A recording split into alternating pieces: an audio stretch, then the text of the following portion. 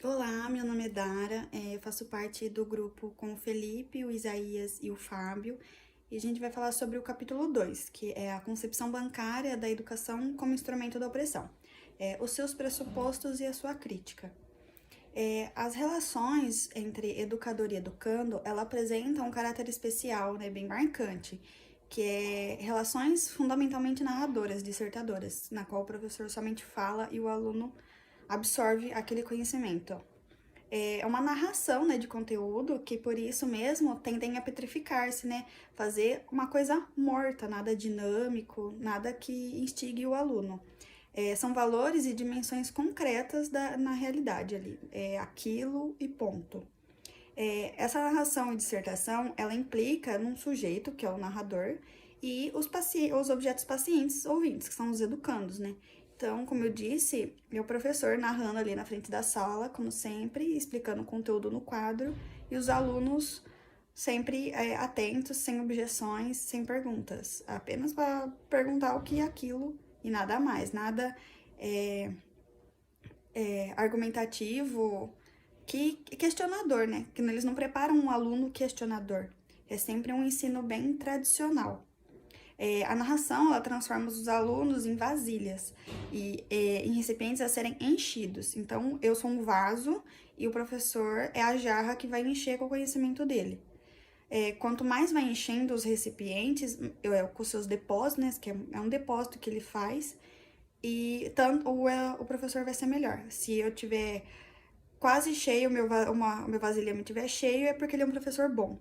E quanto mais eu for dócil e não rejeitar esse conhecimento, não questionar esse conhecimento, eu sou uma aluna melhor, um educando melhor.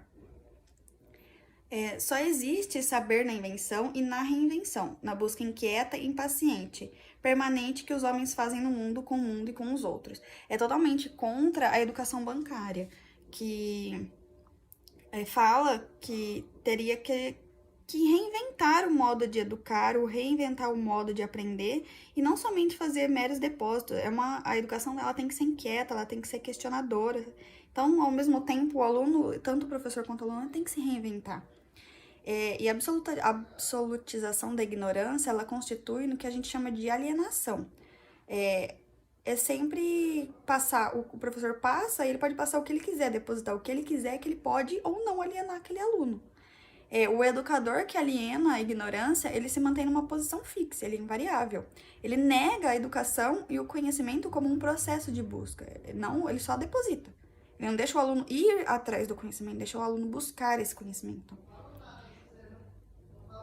A cultura do silêncio, a educação bancária mantém e estimula a contradição.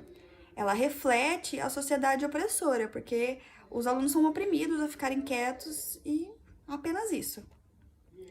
Quanto mais se exercitem os educandos no arquivamento dos depósitos, por exemplo, provas e vestibulares é educação bancária, que é os depósitos e o aluno tem que gravar aquele conteúdo para poder ele reproduzir numa hora da prova. Tanto menos ele vai se desenvolver a consciência crítica, ele não vai fazer crítica a governos, a qualquer outra coisa que precise disso. Resulta numa inserção no mundo que não transforma. Ela vai ser sempre estagnada e opressora. Eles sempre serão os sujeitos. O humanitarismo que eles dizem dentro de sala, e não humanismo, ele preserva a situação de que os beneficiários e que lhes possibilita a manutenção da falsa generosidade. É a famosa, eu vou doar para você, mas eu tenho que gravar que eu estou doando. Então, é uma falsa generosidade, só para se autopromoção. Refere ao capítulo anterior. Os processos, os opressores pretendem transformar a mentalidade dos oprimidos e não a situação que os oprime. A falsa generosidade novamente. Vamos dar um acesso para ele e não ir na fonte do problema. E isso agora é com Isaías. Continuando a apresentação do nosso grupo, eu fiquei com a parte de falar do homem como um ser inconcluso, consciente de sua inconclusão e seu permanente movimento em busca do ser mais, né? Então, o que basicamente isso significa é que o processo de educação é um ato humano, Então, o homem que tem a consciência de que ele precisa buscar algo, compreender, então é uma manifestação exclusivamente humana. E, historicamente, a gente tem visto que essa educação é um instrumento de opressão, né? O que significa isso? O sistema educacional, inclusive atual, ele tem uma concepção de manter a sociedade inerte, sem ter pensadores, né? Aí eu volto a dizer o que a Dara disse sobre a concepção bancária da educação, que é aquela de só fazer um depósito de conhecimento para o aluno, né? Deixa de lado aquela educação problematizadora que gera história, que humaniza a sociedade, que faz o aluno ser um pensador, né? Então, até hoje em dia, essa educação problematizada, ela não está conseguindo ser implantada. Muitas vezes não é nem questão do professor querer fazer aquilo, é que o sistema impõe a ele, né, cumprir os currículos, ou seja, ele pega lá o conteúdo programático imposto pelo Estado, por exemplo, e ele tem que cumprir aquilo. Ele não pode nem fugir daquilo, ele não consegue gerar pensadores. Tem um outro lado da moeda também, que é aquele onde o educador não se põe no lugar do educando também, né? Mas esses conteúdos impostos, eles não chegam até o aluno dando a vontade do aluno aprender. Muitas vezes o aluno não quer nem saber daquilo que o professor tá fazendo ali. Adianta, eu sempre cito isso, adianta eu ensinar o quanto elétron tem numa molécula para um aluno que é plantador de tomate lá, por exemplo. Ou antigamente os boia frias, aí, o coletador de cana. Se eu não for lá no dia a dia do cara, eu não vou conseguir chegar até ele, fazer ele aprender, né? Então, mas a nossa sociedade, como a Dara disse, por exemplo, o Enem, aquela concepção bancária é característica da sociedade opressora. Ela impõe aquilo que você tem que ser um depósito de conhecimento, depois você vai lá, num simples momento, vai e saca esse depósito, né? Por isso essa analogia bancária, você saca esse depósito para cumprir aquela missão ali. Ou seja, limita o conhecimento, né? E muitas vezes também tem aquele educando, que é o que vai ser falado mais para frente na obra do Paulo Freire aí, a Pedagogia dos Imprimis, inclusive uma das obras mais citadas no mundo, né? Na área de pedagogia, que fala que não tem o diálogo, né? O professor não é acessível também ao aluno, não tem aquela troca entre os educandos e os educados, sabe? Fica literalmente depositando conhecimento. E aí a gente chega naquela fase que eles não querem, o sistema em si não quer gerar um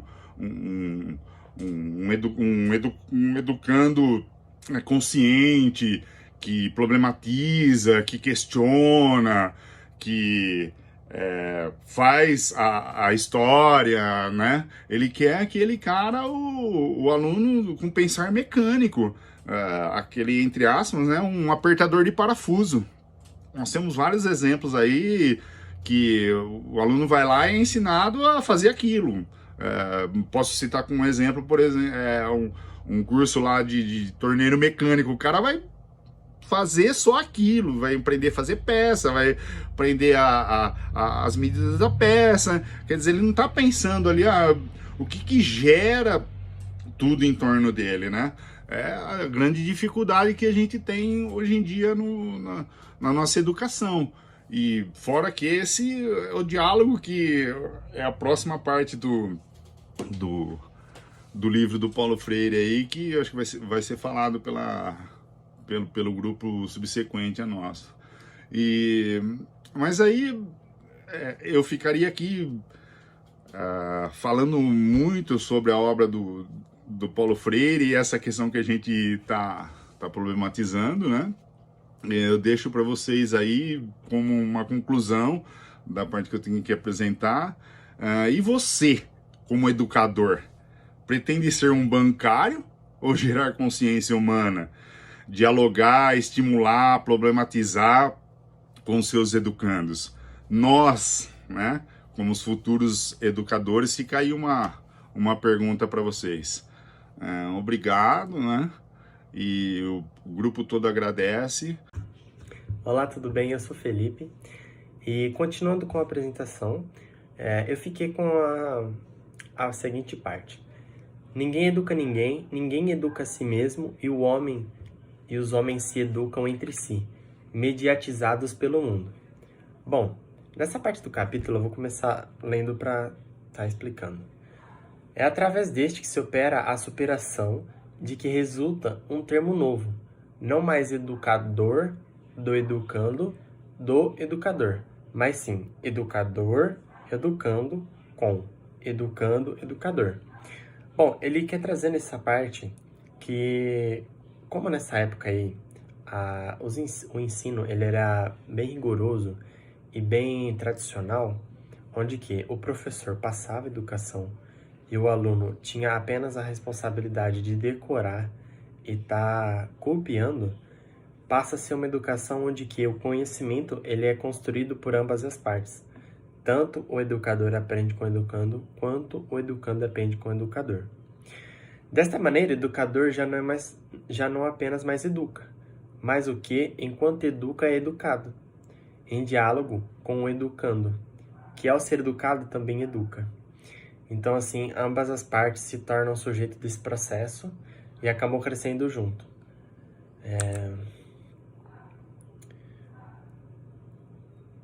Mediados pelos objetos cognoscíveis que, na prática bancária, são possuídos pelo educador, que o descreve ou os deposita nos educandos passivos. Estaria relacionado a esse ensino. O objeto cognoscível de educador bancário se apropria, deixa de ser para ele uma propriedade sua, para ser uma incoincidência da reflexão sua e dos educandos. Ou seja, toda essa carga que esse professor vem trazendo junto com ele, todos esses conhecimentos, que é que ele utiliza o termo bancário, educador bancário, que é como se fosse todo esse conhecimento desse professor, passa a ser uma incidência da reflexão sua e dos seus alunos. Ou seja, todo o conhecimento que ele vai passar vai trazer uma certa reflexão nos seus alunos, e daí cada um desses alunos vai, a partir disso, trazer o seu conhecimento próprio, trazendo para cada aluno o que ele acha de melhor sobre aquele determinado assunto. Óbvio que tem alguns assuntos que a gente acaba aprendendo que são base para tudo, mas muitos conhecimentos a gente pode estar escolhendo o que a gente acha que é melhor para nós. Estes, em lugar de serem recipientes dóceis de depósitos, são agora investigadores críticos, em diálogos com o educador, investigador crítico também. Trabalha mais essa problematização do professor com o aluno, onde que todos são investigadores críticos, ou seja, todos vão criticar esse tal conhecimento que é vos dado. Assim é que, portanto, na prática bancária, como enfatizamos, implica numa espécie de anestesia, inibindo o poder criador dos educandos. A educação problematizada, de caráter autenticamente reflexivo, implica num constante ato de desenvolvimento de realidade. Ou seja, essa educação, ela traz para as pessoas elas para a realidade, mostra para elas que mesmo estando em situações, porque esse livro ele foi trazido de modo que o Paulo Freire ele via as situações de pessoas que estavam em condições muito complicadas, socialmente, financeiramente, e queria mostrar para elas que por meio da educação elas podiam estar saindo desse círculo que elas estavam. A primeira pretende manter a imersão, e a segunda, pelo contrário, busca a imersão das consciências, de que resulte na inserção crítica na realidade. A problematizadora comprometida com a libertação se empenha na desmitificação. Por isso, a primeira nega o diálogo, enquanto a segunda tem nele a indispensável relação ao ato cognoscente desvelador da realidade. A primeira assistencializa e a segunda criticiza.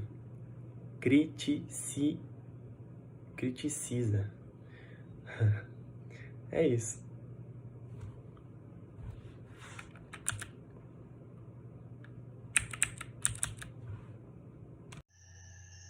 Olá, eu sou Isaías Azevedo e eu vou falar sobre a concepção bancária e a contradição educador-educando, né?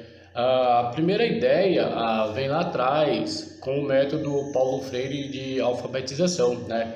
Que ele traz a importância do processo educativo, do processo pedagógico, complementar o conhecimento, a aprendizagem que os próprios educandos trazem para a sua prática educativa, né? Dando a ideia que o educando ele já traz esses conhecimentos prévios para as suas práticas educativas. Também vale lembrar que na metodologia sobre a alfabetização de Freire, ele falava das palavras geradoras, falava dos círculos de cultura, onde a cultura, o conhecimento que os educandos trazem para a prática educativa era colocado como uma parte muito importante, né, como uma parte fundamental de um diálogo de aprendizagem do conhecimento, né? Desde o começo, Freire sempre trabalhou uma pedagogia dialógica.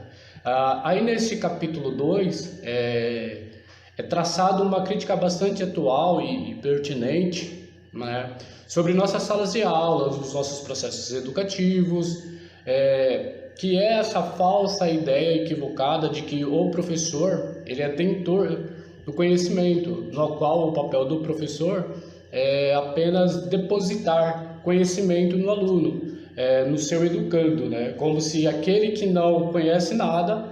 Aí, estabelecendo essa relação onde um detém o conhecimento sobre ele e que ele colocaria esse conhecimento no educando, né? Dando a ideia de depositar, né?